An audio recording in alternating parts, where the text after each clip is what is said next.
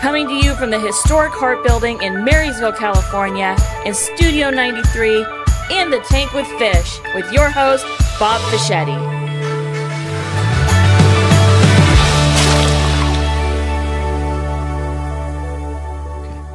Well, welcome back to another exciting episode of In the Tank with Fish and Minnow. I want to point to the new screen that our beloved engineer has placed up here. Yes. Right? And there's not distractions on it, Kel. So I don't know. The fact that there's fish that even move, I'm worried for you. I think I'm going to get it. I think Kurt does it just to cause a little bit of an issue. Yeah. I believe that. There is this little side of Kurt. Ha, ha, ha. He's a little mischievous, I think. So I want to let everybody know today is a very special day. It's Hat Day. Stop. And Kurt and I have decided that we like Kelly, but when she wears a hat, we love Kelly. You know, it's like, it's right. It's the thing, right? So just so you know, there are certain days going to be hat days. And what we're asking for is you can leave in the comments section, right? Stop. Is the Kelly with the hat to you? Some people can say, no, it's okay without the hat, right? So we're just asking for your opinion. Do not ask Fish to wear a hat. I was just going to say, or I mean, really, it's do we want Kelly to wash her hair today or not? All right, girls, you just learned the secret to how to look good if you didn't get a chance to wash your hair, right? Well, you're actually not supposed to wash your hair every day. So. Yeah, I've heard that. Yeah, especially if you have super long hair. Dries out your girl. Yeah, blah, blah, blah. See? Actually, I'm here for beauty tips. when I had long hair, my hair is really super curly. And I didn't even know. Are you serious?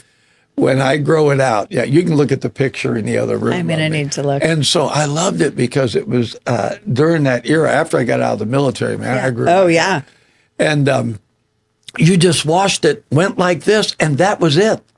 Yeah. And you started your day. Yeah. And it was just so easy. And when I was in the military, it was crazy as it sounds, you do everything with a bar of soap. Yeah. You wash your hair, everything. Head to toe, yeah. That's it. Bar soap's all you need, right?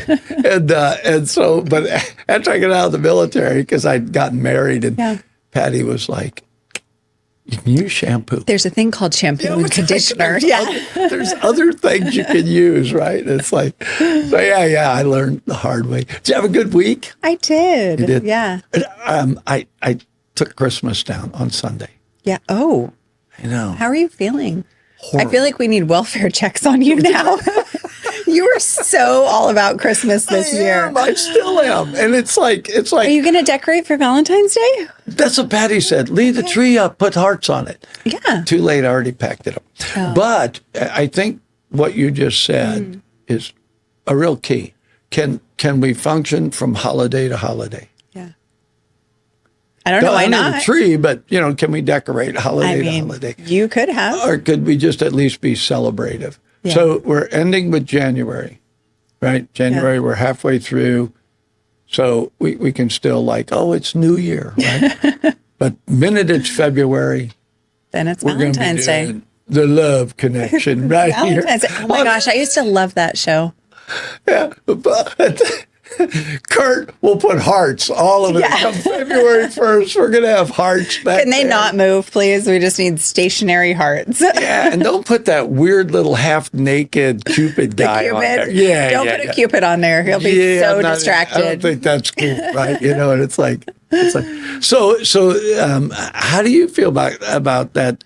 I think there is something connectivity that happens during that Christmas season. Oh, totally. Do you feel it dissipate a bit? Yeah, I think people are much more just kind overall during the holiday season. I think people are more generous. It's easier to give because it's gift giving season, but even more so, I think a lot of people give the gift of time, which tends to go away. We get back to our busy life and then, I just saw something else. Oh my gosh. Did I see something? Look at him. I don't know. I don't know. I'm looking at you and you're looking at. So this is my thought. We move from that to hope. Oh. January is very hopeful. it's like, okay, what can I put away and what can I grab hold of? I'm moving forward. Yeah. That's the key. And then February, I love it. You love March is St. Patty's Day? Yeah, but the season's changing. Yeah. Moving out of it, moving towards spring. Yeah. Right. April is tax time. Everybody hates April. It's like, I don't know. It's like, Not everybody hates April. yeah, true. It's nice weather. It's taxes, but it's nice weather. Yeah. Then May, then we start to get hot again. If you're not a heat Yeah, person, there's like you a get song, grumpy. April showers. Mayflowers. Yeah. Yeah. So we've got a great guest today. I know. I haven't done this particular type of guest before. She's very, very creative, right? In her thinking, her processing. She both. That's what you saw, I that did green see it. fish. I did see the fish. One fish, two fish, red fish, green fish. It's like, anyway, so I don't remember how I met her. And she said, I can't remember how I met you, but we Perfect. did. But incredibly creative gal. And we started talking about her writings, but she also paints. So we're going to go ahead and bring her in, and we'll have a good time with this. And we're both going to kind of discover who she is. Yeah. Right? I'm Because I've excited. had conversations with her, but we're going to unwrap. But I do want you to know she's French. Oui, oui. I knew you'd like that. She's French. All right. So listen, we're going to be right back. And again, feel free. It is hat day. And even Kurt has a hat on. He does. I should have brought him out in front of the camera long enough to see the hat. Anyway, so we're going to be right back with our guest today. We're going to be talking about that creative side, but we're going to find out just exactly who she is and what she has planned for us. 93Q Radio was an opportunity for what's called an LPFM to give the community a voice. The big part of what's happening here is it's us. It's the community of us. The work that Mr. Fischetti has done with us to promote public education has been absolutely groundbreaking. They have the pulse of our community, from the nonprofits to the local governments. If you want to find out what's happening in our community, get on board with 93Q. And 93Q does so much to help our community, helps us promote our local events, as well as local businesses, and tell our story about what we do here in Yuba Sutter. The folks that work here, they're part of our community, so they understand our needs, and that's important. Local radio is so important during times of emergency. They're there. We lean on them to provide information to our public. My wife and I are glad to support 93Q. We're going to do it on a monthly basis, but I really recommend that if you want to make your community better, this is a great place to take a first step right here. So if you can, reach deep in your pocket and give to 93Q. 93Q is a great partner for law enforcement, and they're a great partner for the Yuba Sutter area. We're really asking people if you can give $10, $15, $20 a month, and then that enables us to continue to put small business spots on the air, nonprofits, organizations that are they're using every dollar they got just to operate, and they don't have extra money to spend on really promoting their cause. And that is why community radio, to me, I'm grateful to be part of it, and that's why it's important. Welcome back to In the Tank with Fish and Minnow. And our special guest today is the one and only Lana March, like the month. Welcome. Thank you. Yeah, we're excited to get to know you. Yeah. Thank you. Yeah. So she corrected me. I said she's a French girl, but you were born in France. Born and raised there, but Yeah. I've been here for, I've been married to Daniel for almost 39 years. So, Wow. And I came here as a missionary in 84. So that's a long time ago. Yeah. And so you became American a citizen, yeah. And In you're- 95. And you're able to love both countries. You're able I to am. love. Like the Eiffel Tower, I do the split between the two.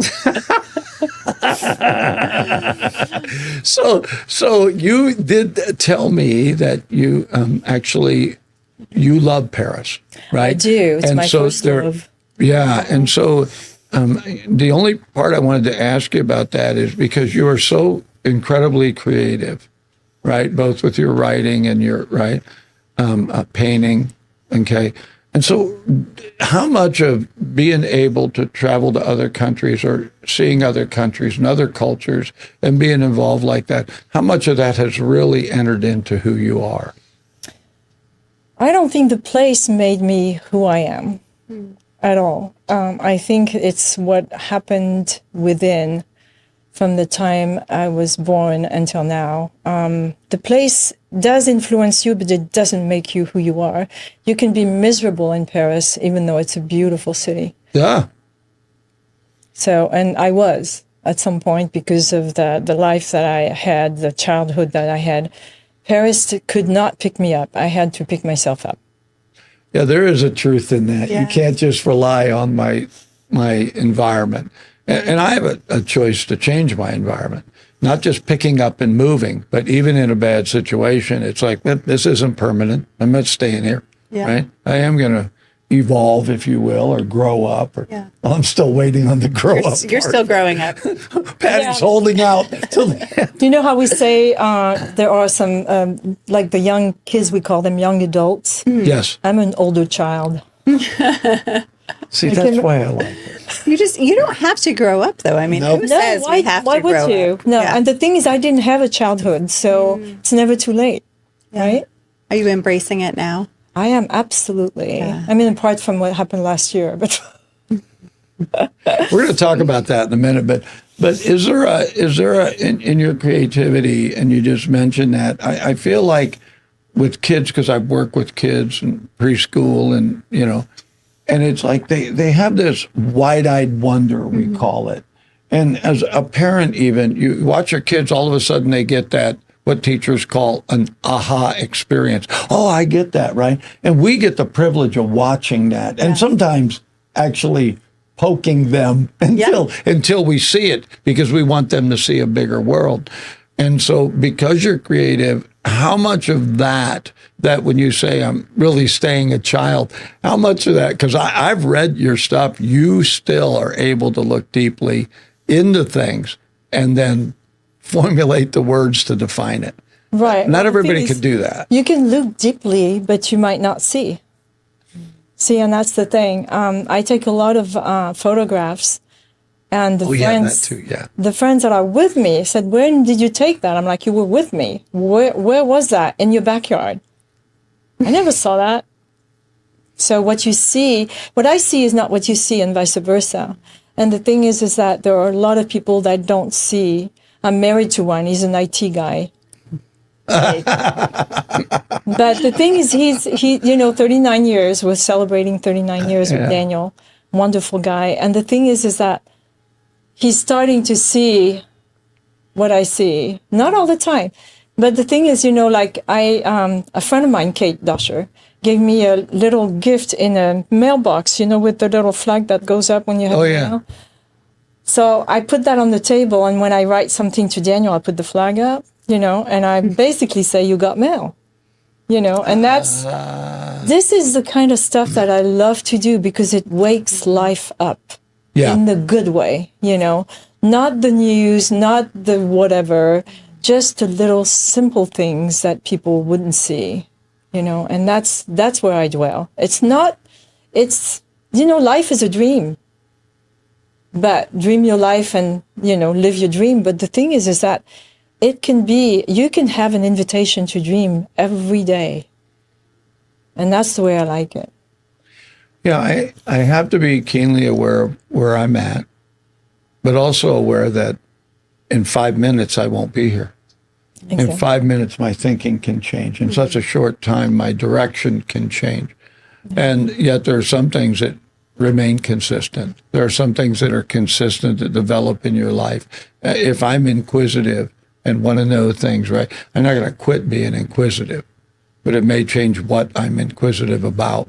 But whatever my current, like my grandson has really gotten into baseball, and we both like the same team, the Cardinals, right?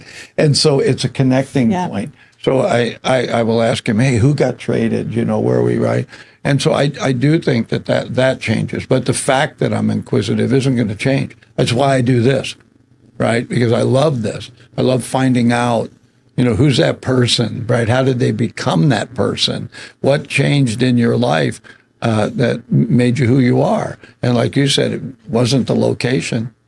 I've never heard anybody say that you can be in Paris and be miserable. That's true. Impossible, Lana. I've seen the movies. Well, Oscar Wilde died there. He died there in Paris, and you can actually go.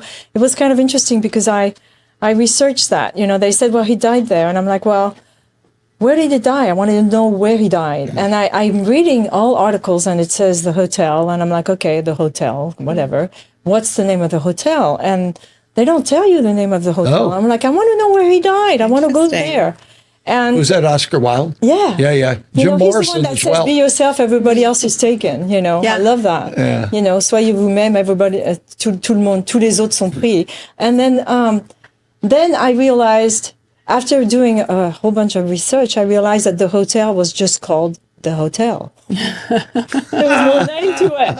So I did go to it. But the thing is, and he died in a miserable state. He owed so much money and everything, but he was in Paris. So, being born and raised in Paris, but, I remember my stepmom telling me, you're the only one that's born here and that's totally in love with Paris. She says, I never met anybody that was so much in love with Paris. And the thing is that I think that maybe because I didn't have love, I fell in love with architecture. I fell in love with shadows, with You sunshine. can see that in your photography. Yeah. You can see that you love. She was showing me some of her photography yesterday.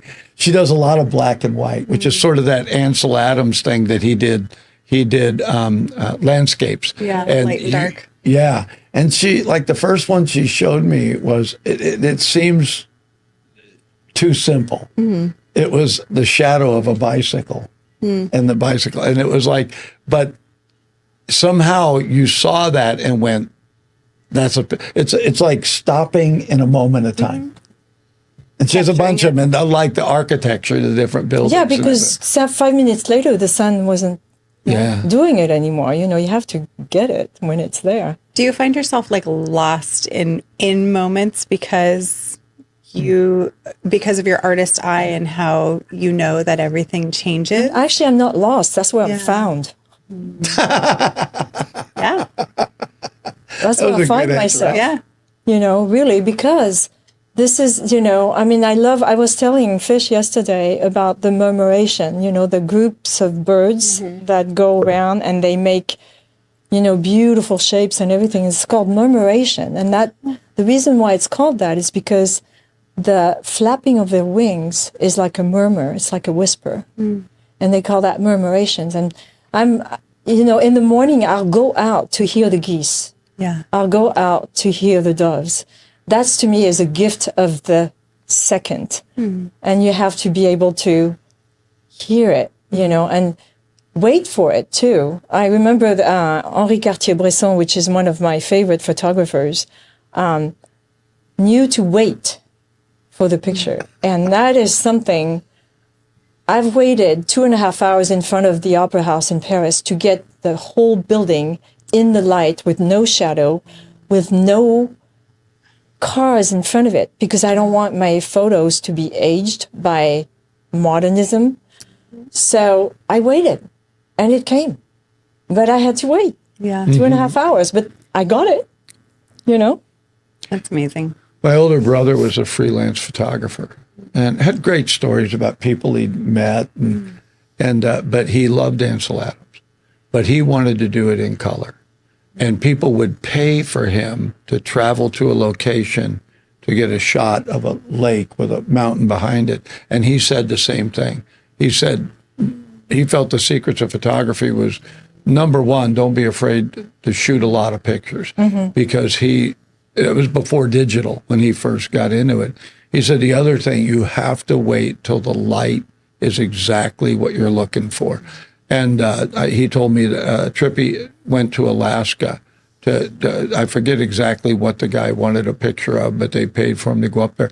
Well, since he was up there and he had to wait different days for different shots, he shot a lot of other stuff too that he liked to shoot, right? And some of the stuff that he shot, I was like, I like that better than what you went up there to shoot, right? But it was somebody in particular wanted that, but he was able to capture that. And I remember as a young man that he liked to shoot people. He liked to he saw faces differently, right? And he would do some black and white, which is totally a different look, right? It is. It's got a depth to it that color doesn't, because color brings a lot of distraction into the photos. And I think it's kind of interesting that in the English language we call that shooting, because you're actually photographing life. You're not killing it. And so, it's like, I'm shooting people. No, you're not. You're photographing people.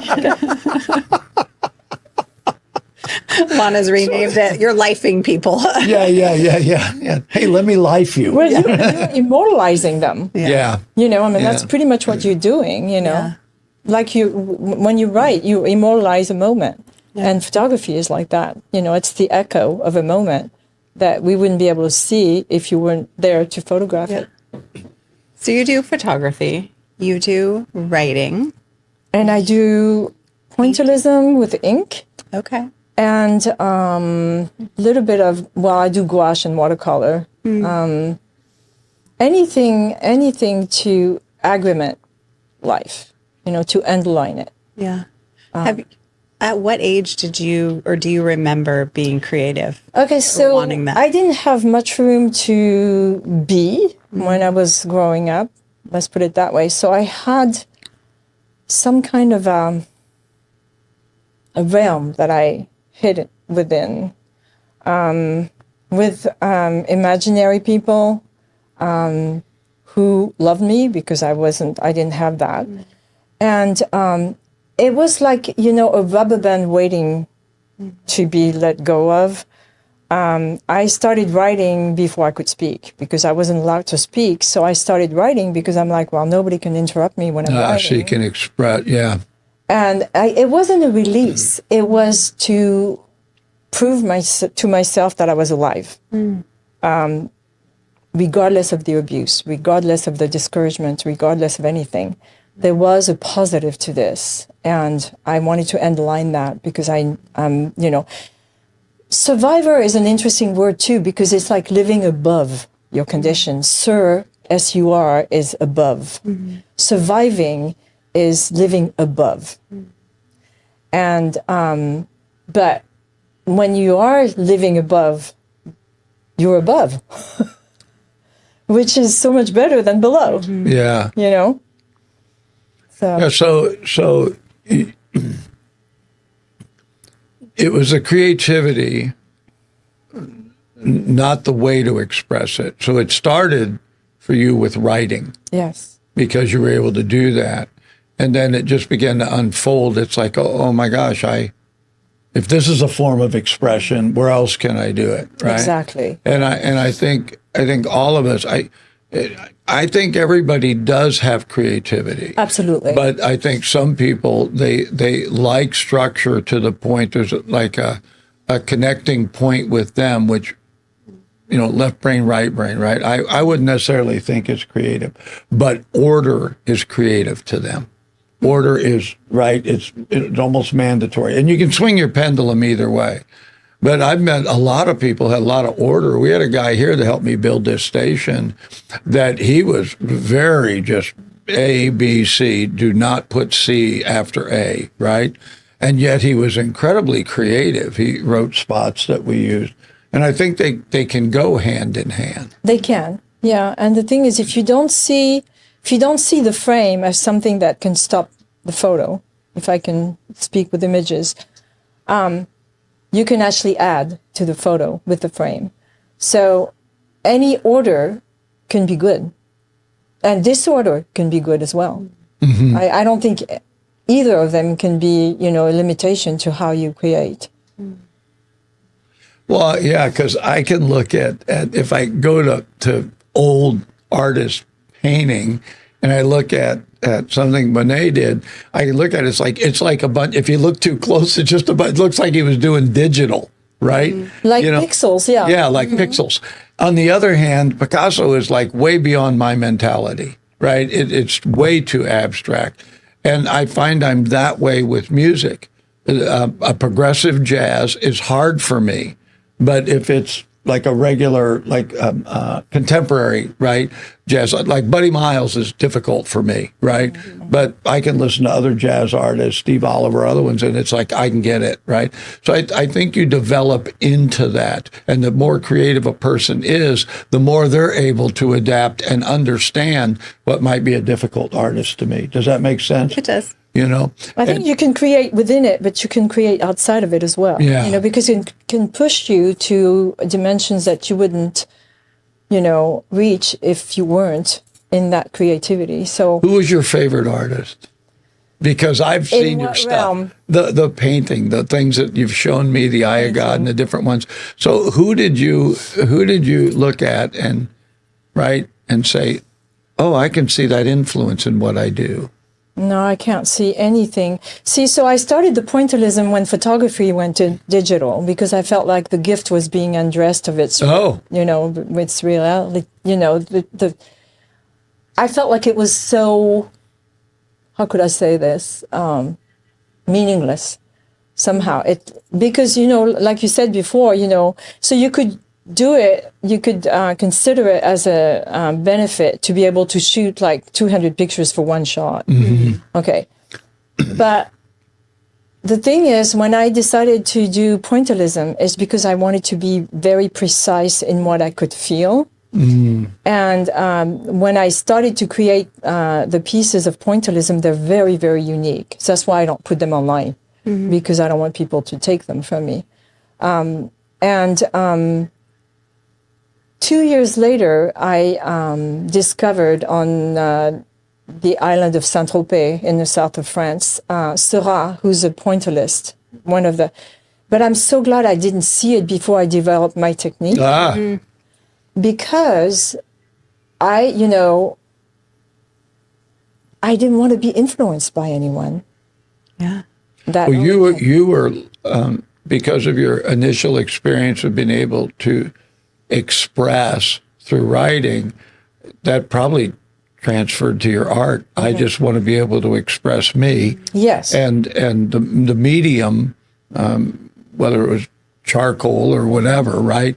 That it wasn't the medium. It was one more way for you to. It's a continuation, completion of who you are. You know, and That's I think good. that I didn't want to be somebody else. I don't want to be like somebody else. Like I said, Oscar Wilde says, be yourself. You know, I wanted to be that person that I was created to be without anybody pushing me into somebody that I didn't want to be. That's I apologize interesting. for calling you Carly Simon. I know. What if I don't want to be Carly Simon? I'm just kidding. But you mean I will correct Kurt later. Yeah, over that exactly. he started that. Stop it. You make an interesting point, though, because so many people, you know, decide they want to pursue something and get better at it. So they go to school, they, you know, see somebody to get better at it. But I wonder in doing that if it puts them in a box instead of releasing their actual creativity to become who you were supposed to be. I'm self-taught. Yeah. In everything. That answers my next question. I was Yes. curious. I thought so, but I was curious. Yeah. Well, the thing is, you know, I learned English pretty much on my own. You know, I wanted to perfect that. And when people tell me, here you have an accent, I'm like, well, so do you. Yeah. That's about the end of the conversation. We all do. It cracks me up because no, I'm from there. I don't have an accent. My wife tells me I was born in Brooklyn, but I was really raised in the Midwest, and I say things like "use guys." Yeah. Use guys, right? It's like we're going, oh, yeah. Oh, raise the window down. I remember that expression. Yeah. I'm like, how can you raise it down? Yeah. Yeah. My father would say, come here there. Come here there. And then he would say, the whole two of you. Come here there, the whole two of you. And we'd be like, what? You want both of us to go there? Yeah. All right, Dad, I'm in. Whatever that is. He called a window a winder. Yeah. Close the window.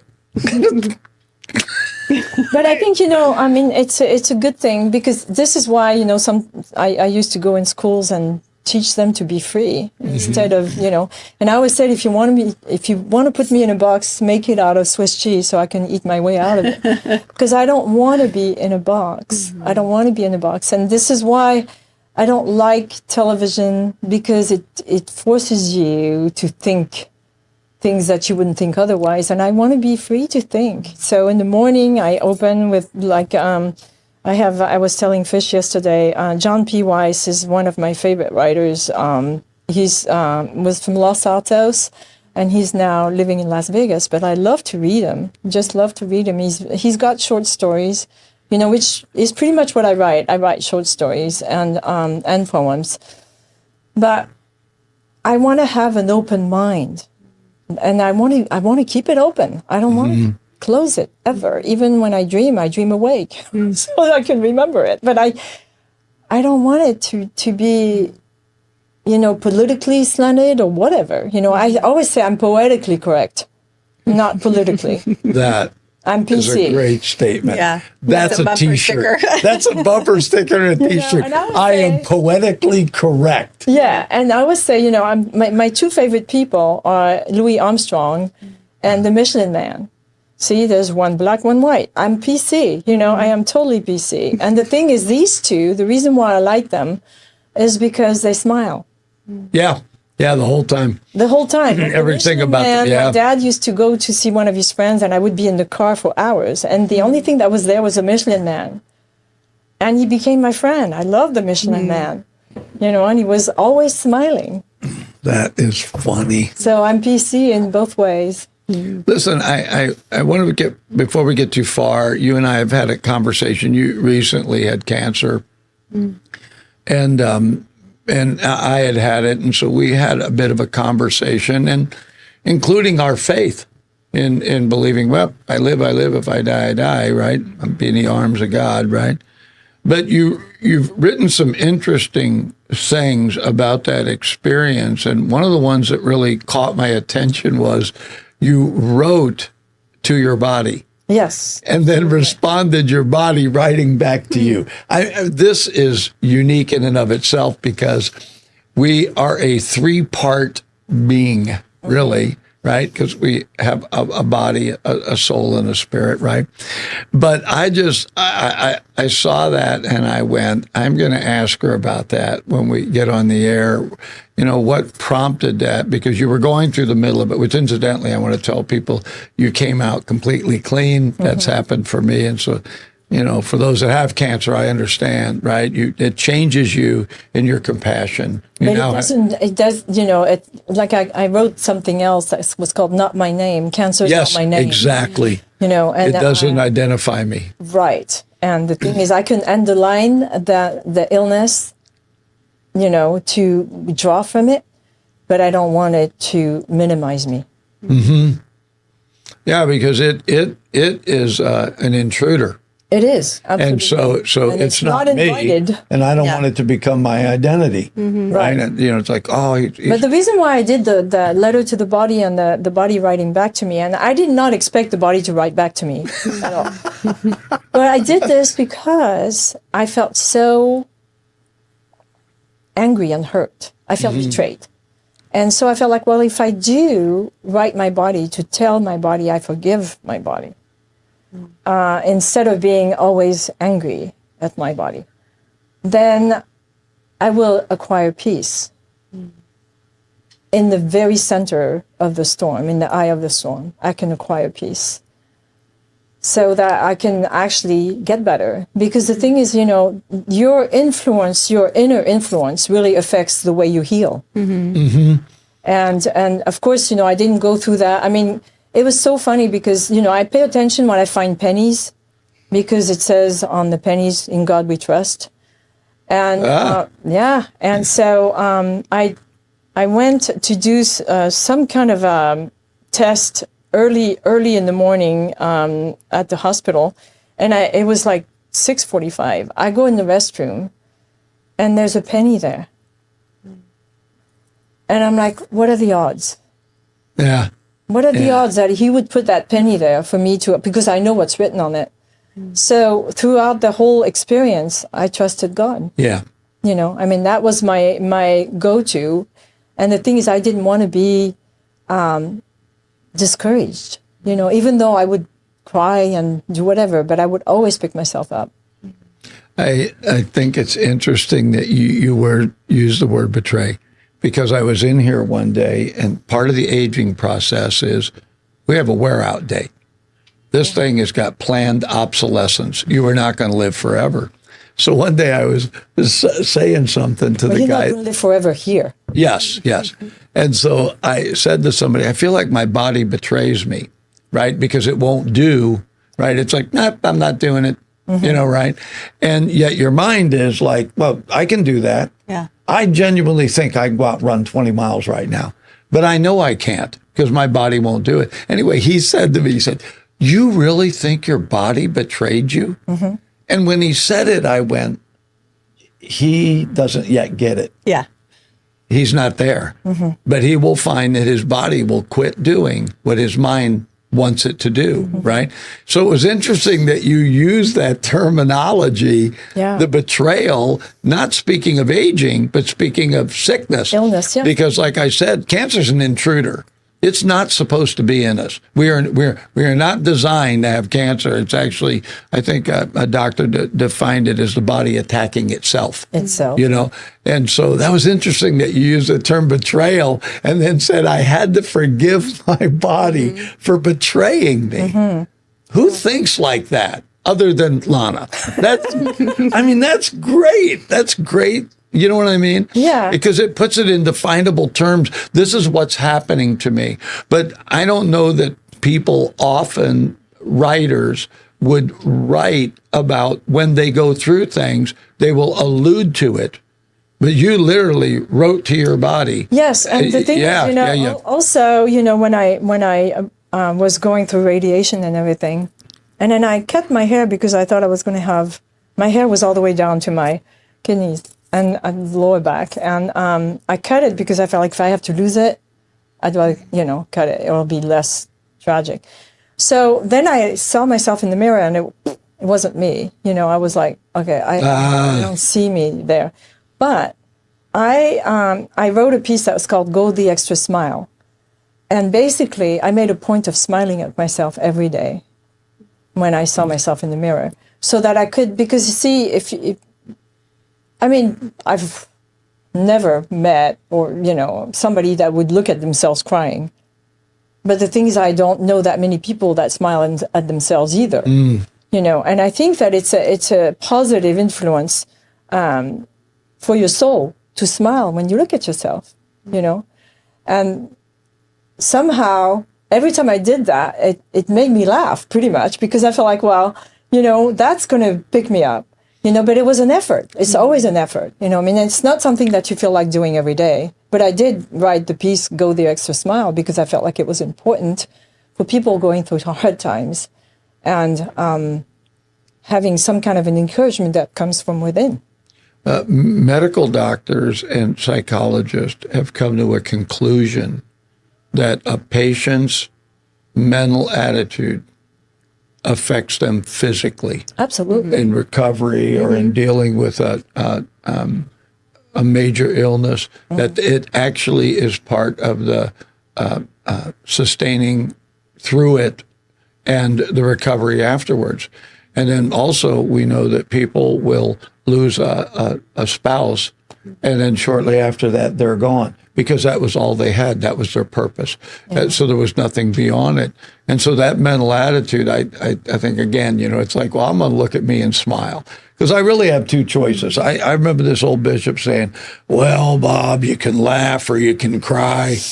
I found laughing's better. And it was like, yeah, that's true. You know what I mean? Because you can laugh or cry. I'm not saying there's not places to cry. God knows, right? He said he saves our tears in a bottle. So crying is an important thing. Yeah. But if you're crying all the time, something's wrong. Yeah. And the thing is, when I was younger, I was working on the marketplace selling cheese, which they have a lot of in France. So, and I used to work for my dad, who never paid me, but he's dead now, so I can say it. And so he owes you. No. But the thing is, the checks in the these mail. people came to get me, and they said, "Lana, would you come and work for us?" I'm like, would you pay me? And they're like, absolutely. And I'm, so I went to work with these people that sold cheese, and nobody knew my name, but my surname, or what they called me, was the young girl with the smile. And that they would say, where's the young girl with the smile? Where is she? And they would say, when you're not here, we sell half. And I'm like, okay, but you weren't happy about the cheese. You were happy about the paycheck. Well, I was happy because you were first time you could actually get paid, right? They were happy people. Yeah. Everybody was constipated at my house, but they weren't. They did smile. And the reason why I was attracted to the Michelin Man and Louis Armstrong, I don't know if you've ever seen Paris Blues. You have to see this. It happens in the caves in Paris, the jazz clubs. And when Louis Armstrong enters, and that Paul Newman is in there, Sidney Poitier, and a couple of French artists, musicians, and when Louis Armstrong comes with his white hanky in the hand, Yeah. and that smile that goes all the way to his ears, Yeah. and I'm like, Yeah. and I don't know if you know about that, but he was adopted by a Jewish family, Louis Yes. Armstrong was, Yes. and his biography is amazing. Yeah. And I'm like, here's a man that could choose not to smile. Yeah. But he smiled. Yeah. He smiled his life through. He just smiled all the time. There is something to be said for that, right? Because I just think when we're smiling, we're better looking, right? Exactly. People, what I mean? People just, they're attracted to she smile. smiles. Look at this girl there. Yeah, that's why we tell her when she smiles, she looks like Carly Simon, but we're not doing that anymore. Stop. She's her. Yeah.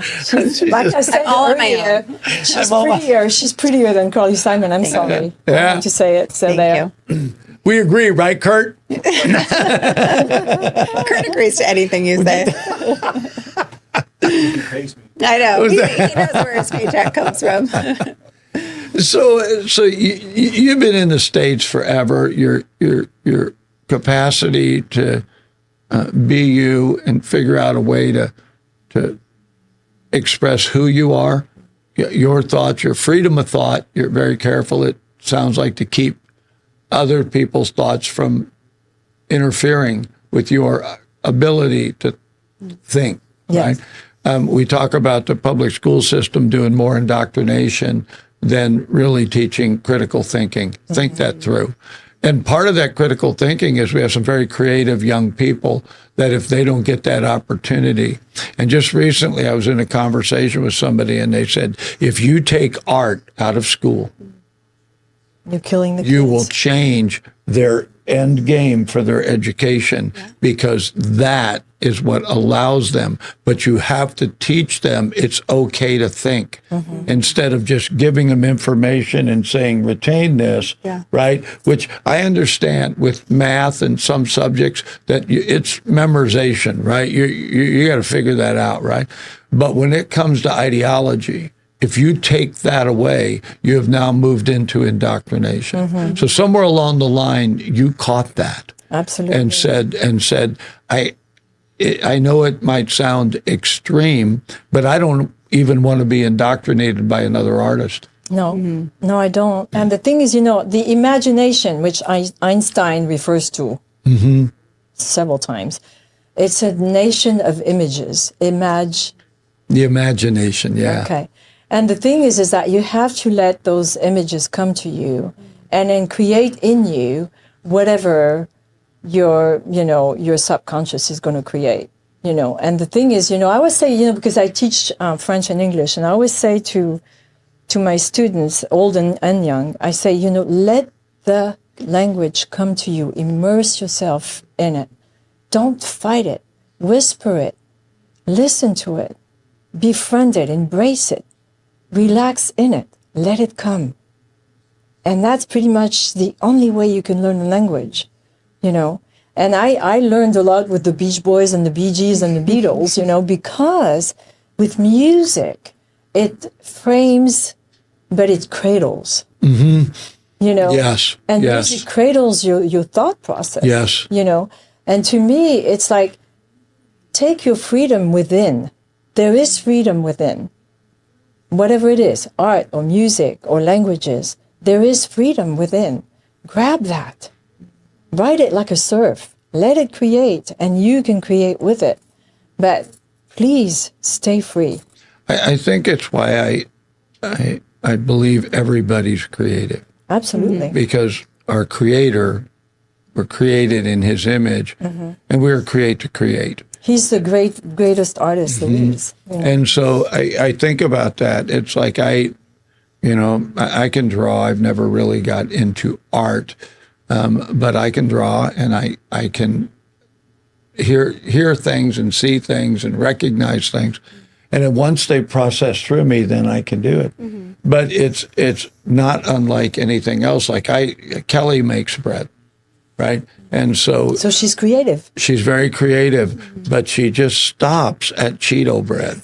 She can't understand why you wouldn't put Cheetos in bread. You knew that was coming back.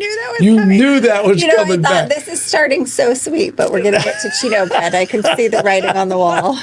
So there is a limit to sometimes we can create things that are not that great. When you have done things, Lana, that didn't turn out, you were in that creative process. What kept you from going, well, I can't do that? Why did you keep going? What made you move past when it didn't turn out? Whatever doesn't turn out is a trampoline for what does. I knew she'd have an answer. I knew it. Yeah. A good answer. Think about that. Yeah, I am. Mulling it over. Her boys are about to get a quote. They are. They are. Those boys have learned a lot, right? And so, yeah, so you were able to look at it and say, it's part of the learning. Yeah. It always is part of the learning, and the thing is you don't have to be disappointed in failure, because it's not failure, it's an experience. I think it's only failure when you quit. There is something to be said for when you quit trying. Yeah. When you quit trying. So you have to move past it, and you think about all these incredible people that we know the end story. But in their creative process, they failed numerous times. They do. To and come up with a conclusion. Don't hesitate to, junk it. Just put it in the trash. It's like, don't stare at it every day like I'm unable to do anything. Yeah. Let it go. I mean, I'm sure Kelly's had, some bad loaves of bread somewhere. My first few were like hockey pucks. They made better door weights than bread. Yeah. Yeah. And the thing is, you can't stop. You can't stop at not succeeding. I mean, the thing is that, we're all able somewhere. And if this is not for you, try something else. Yeah. But to me, there's nothing can discourage me from getting to where I want to be. Nothing. Not even cancer. So there. Yeah, because in the end of this life, right? And you and I are both believers in eternity. We believe that we serve a God who loves us and who, in the end, will embrace us, and right? But during the course of the time we're here, we're still His kids, even though we're in a natural world, right?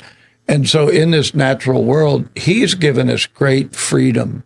The world doesn't always give us that. And somewhere along the line, when you were talking about in your childhood even, you weren't permitted to talk, but there was going to be a way that Lana would be Lana. There was going to be a way. There is no that way was He going to will happen. make a way. That's it. So there was going to be. And when you start thinking in terms of Lana will be forever, and you look at this life and where you've been, how do you couple where I've been with where I'm going? How do you couple that to stay fresh, to stay, I'm doing the next thing? It's not where you've been, it's where you're going that really you have to focus on. So, and the thing is, I'm not complaining about the way my life was, because it really gave me this wonderful resilience. That's what I was looking for, right? It's like, how do I live past? How do I become resilient? Yeah. And resilience is such a beautiful word. Yeah. It really, really is, because it's, it's somehow, it propels you forward. And to me, it's like, I have, because a lot of people say, how come you're so nice? You've gone through so much. And I'm like, well, why wouldn't I be? I feel like, first of all, I don't want anybody to go through what I went through. This is why I don't really say much about it. But I want I want the echo of my life to be something positive for people that are following. And to me, it's like, if you don't leave anything behind, then what's the point? What's the point? You want to leave something I read people, I watch movies, that they've been dead forever, but still they influence me. I can't dance a lick. My wife loves to dance. I am you not. You and Daniel. Daniel is my anchor. Always says, he doesn't move. You want to hang on to me and dance? Go for it, right? But I absolutely am enamored with old musicals. Like Fred Astaire. And so when I watch Fred Astaire, I am just amazed. Now, I don't want to do what he does. But in the middle of watching him, I will think, he's dead. I know. Right? And it's like, still alive. Right. And they captured that. And then I remember that there was the thing where Michael Jackson first did the moonwalk. Mm-hmm. And so I was saying something to Patty, and she said, you realize, Bob, that's an old move. Mm-hmm. He brought that back. He didn't create that. Mm-hmm.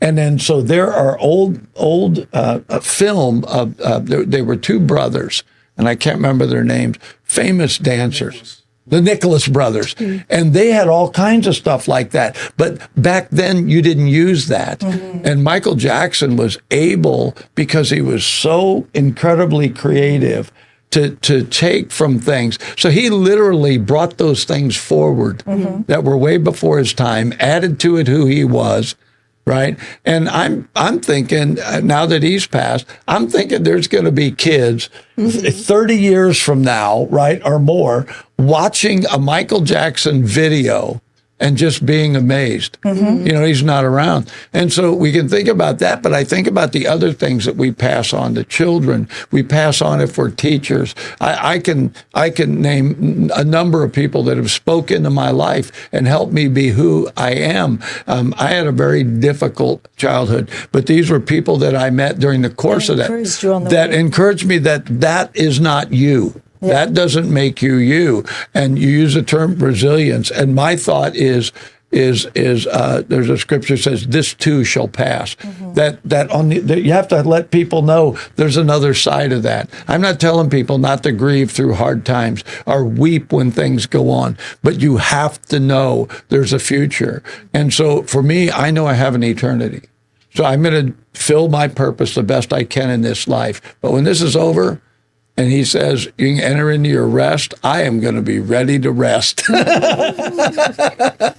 I'll be completely ready. So yeah, speaking of that, I don't sleep that much because I don't want to miss much. And I'm always on the lookout, and I'm always listening. And because the thing is, and the thing is, when you have an idea, if you don't write it down, it'll fly. It'll fly. I have a journal by my bed for that. Yeah. I called Stacy the other day and I forgot she's in church right now. So I apologized. I sent her a text and I said, I just have something that I need to hand off. Right. So she calls me later and I go, I don't remember. Yeah. And literally went through the night, came in the next day and I told her, I'm really sorry. It was so important to me that I called her. So I got to write it down. I had a secretary that was head of nursing from the Scripps Center in San Diego, and she ended up being my secretary. And I was in my early 40s, mid 40s, and I'm walking through the office and she stopped me and she said, Pastor Bob, you think that it's aging that is causing you to lose your memory. And I said, well, yeah, the older you get. And she said, no, you try to retain too much. You constantly have things. I'll get to that. So you put it in your mind. Mm-hmm. But I don't care who you are. You don't have enough space where you can draw that back, right? Interesting. And so she said, you need to start writing things down. Exactly. And I feel like that is so true. So I have a pad by my bed, but I didn't write that down. Stacy's probably wondering, what was it? What was it? Yeah. Still wondering. We're going to have to go.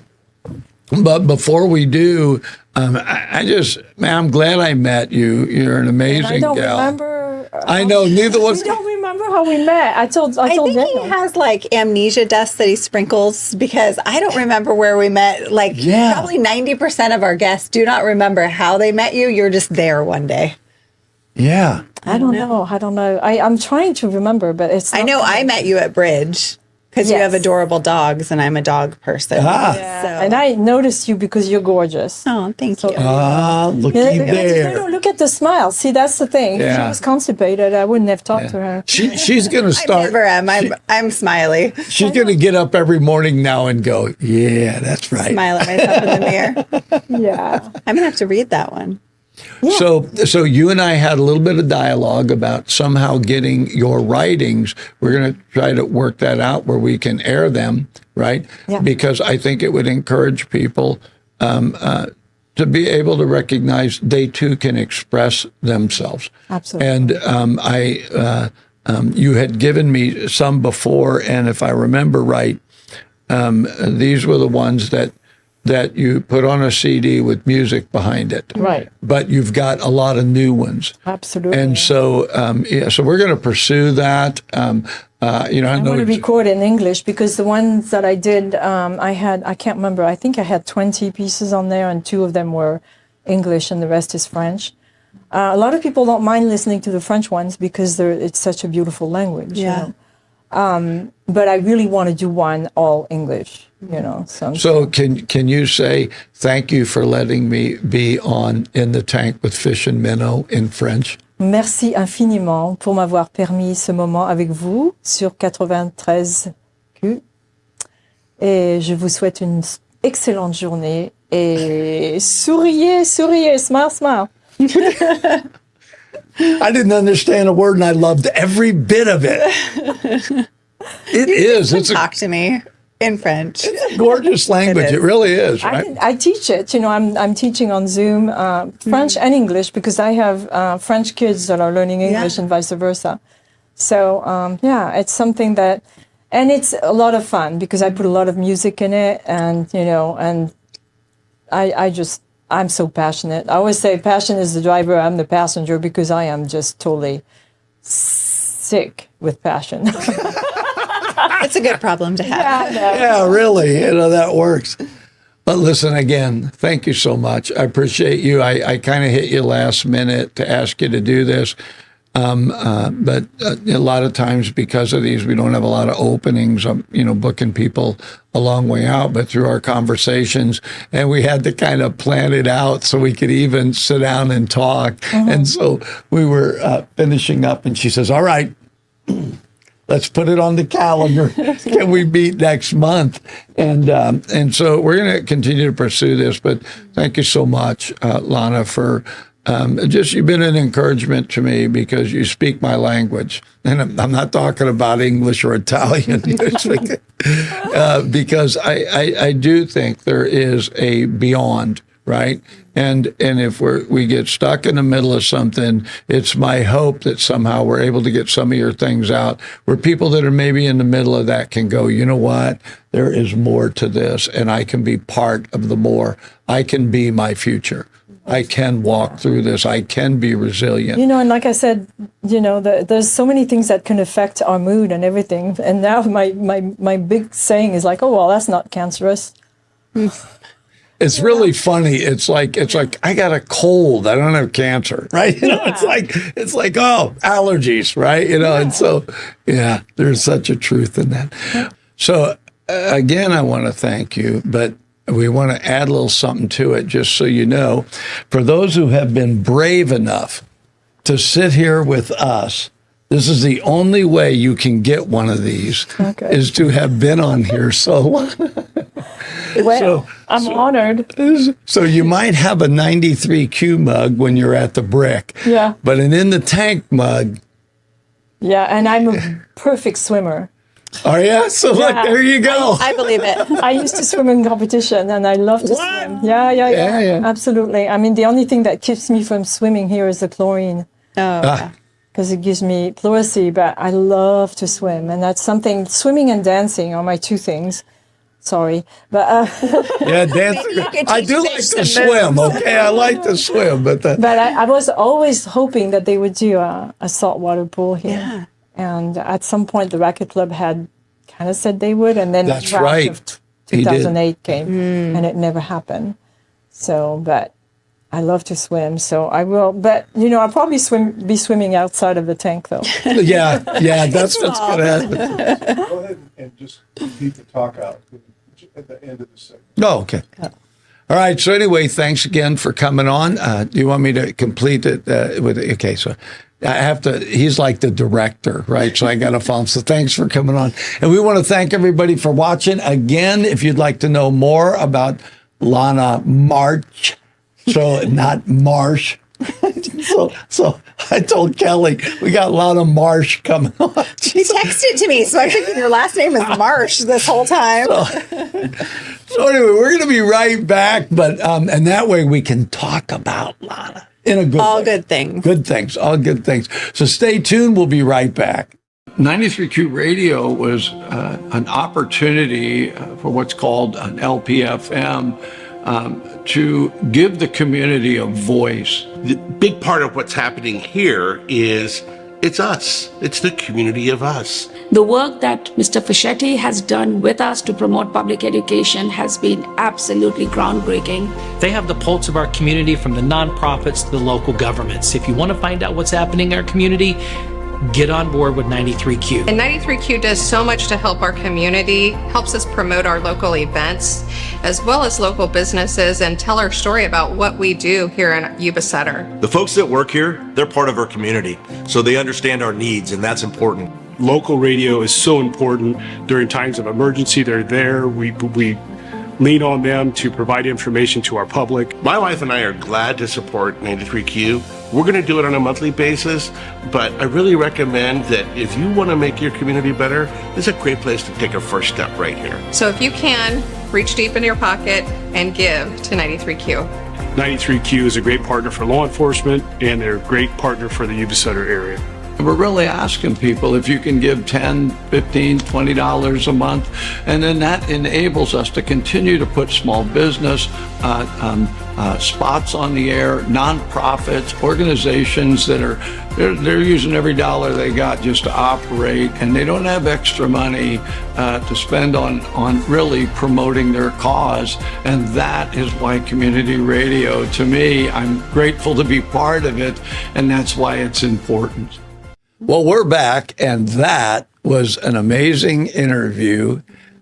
We could have gone much longer with Lana. She's very interesting. She has a very interesting take on life. And so it's not just her artistic side. Yeah.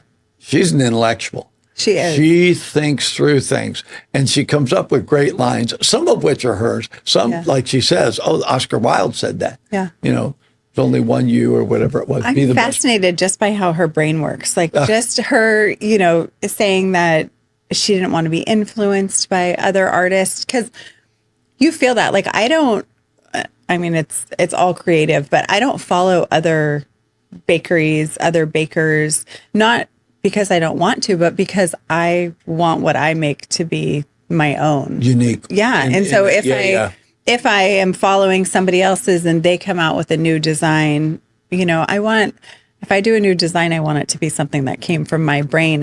And now in a world where social media is everything, it's like, I don't want to be influenced. So I got that when she was saying, she didn't want to be influenced. She wanted to learn from herself and then create exactly what she was meant to create. So Orville Redenbacher is, do one thing, but do it really well.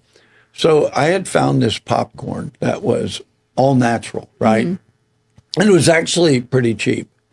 And I liked the taste of it. And you could get one with butter and without, right? And, I made it and we were eating it for a while. And then one day, Orville Redenbacher was on sale. And I thought, well, I've never tried this. Let me try it, right?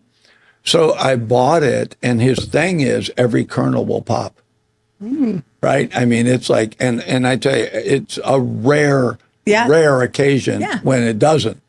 And so, I made it, and it genuinely right? It has a very popcorny, unique flavor. Now he has different ones, movie popcorn. Yeah. Although to me, it's like go to the movies, buy the big bag, bring it home. It's movie popcorn, right?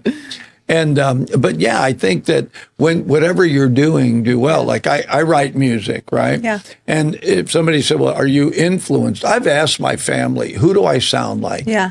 And they can't pick anybody, right? You're all your own. Yeah. Yeah. And then I write things that are experience, are conceptual. Yeah. Right. And so I wrote a song. It's right before your eyes, and the whole thing is about it's right before your eyes. What's right before? And you've heard that word. It's like, why didn't I see that? Yeah. It was right before my eyes, right? And so as the song progressed lyrically, it ended up being, although you don't want to face it, what's right before your eyes is truth. And sometimes truth isn't just a saying like that's true. It's a person. And so that person's telling you the truth. It's right there. What are you going to do with it? Yeah. Right? And then it concludes with, why is it so hard to say I'm sorry? So what ends up happening is truth is the person that pulls you from your pride, and you can finally be real. So that's the thing, right? But it all started with, it's right before your eyes. And so it develops into that. You're like, what's right before me? I'm writing the song and I want to know what it is. And I don't know what it is. Yeah. Is it ketchup? I'm in the fridge. I can't find it. Oh, you gotta say that. So I was in a restaurant the other day and there's a male waiter there and he is a crack up. I really like this guy, but it's mostly gals. So mostly gals. So anyway, I said something to him and he goes, oh man, he said, because I ordered, Patty will order, they call it diced ham and eggs. And I said, I want that. He said, oh man, he said, I just had it. I covered it in ketchup. It was, I could not eat that without covering it in ketchup. Yeah. I was totally influenced. And it was excellent. Yeah. It was just excellent. I'm like, I'm not the kind of guy. Yeah. I like ketchup, but it's like that. Really, Most people, once we hit 7, stop putting ketchup on our eggs. Yeah, but so you do you. So I had the ham and eggs, scrambled together, and the hash browns. I just mixed the whole thing up, and, right? It was like. Not sure how I feel about that. Well, it was good. I mean, it's not as long as it was good, right? It's like, I got to do that. So it was really funny because I don't know that we've had somebody on before that we've talked about to talk with that was like that was very creative verbally, right? As well as being creative. Is that green fish that draws you in? It was a green fish. Let's agree with that. Was yeah. And so I have to ask you because you're very creative, right? And like you just said with the bread, you really wanted. She picked up on that. Oh, you bake, you're right. So it's like the creativity goes beyond the bread. The dough may be the same. Yeah. So it's like a potter. Clay's clay, right? Yeah. I mean, I'm sure it's not. There's probably different ones. But in the end, it's what you make of it. And with you, it's dough, but it's what you make of it. Yeah. And you make scones. And well, I really realized, and I wanted to talk more with Lana about it when she was on, but at some point, I think we get older and we lose our creativity, right? Oh. We don't have time for it. It's for most people, unless you're an artist, I think it's one of the first things to go. You look at how many adults are creative, how many adults still want to play or be imaginative, or, it doesn't even mean you have to be painting. You have to, I know, but it's like you lose it. The kids used to always ask me, can you play with me? And it's like, you have to remember how to play. I have to remember that it doesn't matter what sound I put with this dinosaur, right? Like my kids aren't judging me. I am so coming to your house. We are doing board game night. Oh, we are total card cheesy. Sorry. We love cards. So we're all about cards at my house. Do you know how to play double solitaire? No. Ooh. Okay, you can come over and teach us. Do you know how to play us. canasta? I think so, yeah. Okay, so here's one. Hand and foot. I've heard of it, and I may have even played it. Super fun. You have to have at least 4 people. I don't know how you'd play with 3, so you're going to have to teach the dog. We'll teach the dog. Yeah, she's fine. She's super smart. we could play a blind hand. Yeah. But yeah, I love the family time that's involved in that with board games, Scrabble. Yeah. Right. Any of that stuff. So you and your boys like that. We do. Yeah, we do. The boys actually asked to play games. And I think it is Do you have that Orville Redenbacher's popcorn during the making? I have a popcorn popper. We do like homemade popcorn. Do you have an ice cream maker? I do. I have a Cuisinart. Yeah, that's what we have. Really great one. Yeah. You freeze the tub and then you, We're not using it anymore. Oh. And we hardly ever used it because she wanted the little one. Oh. Single serving. Yeah. Is yours a big one? Yes, I got the big one. I'm probably going to bring it down here and see who wants it. So if I you're out there and you would like a Cuisinart. Kurt's like, get off. Do you want it or are you giving me a minute notice? You have a minute. You're talking got a minute? too long. Both. All right. So, well, forget the ice cream maker. Kurt, but I feel like we could have Lana back on again. I love her outlook. I love that she, just her take on life, that she clearly had a very rough childhood and that she didn't let it change who she was. She really doesn't even sound like let it shape who she was. No, something happened where she was like, that was then, this is now. And also that was really kind of their problem, not mine. Yeah. And I even loved it when she talked about the breaking point was she was working for her father. She wasn't getting paid. Yeah. And obviously didn't have much of a relationship. So it's like slave labor. Right? Yeah. But these people came along and the way that she identified them, the thing, they smiled a lot. Yeah. Right? It's like, oh my gosh, you moved from drudgery to fun in a job change and got paid. Yeah. Well, and you got that amazing life connection. change. Yeah. And it's like, I think sometimes, Kelly, it seems like to me, sometimes in life, you think this is going to go on forever. And it's like in a moment, it changes. Yeah. In a moment, it changes. And it's like, I love that part of life, right? And it's like, so she has embraced that. Her ability to express that. We didn't have time for her to really read stuff. I wanted to get into stuff. But I am working on a way to get that on the air. And I think a lot of what she does sounds like she embodies hope. And we were talking about that with the new year.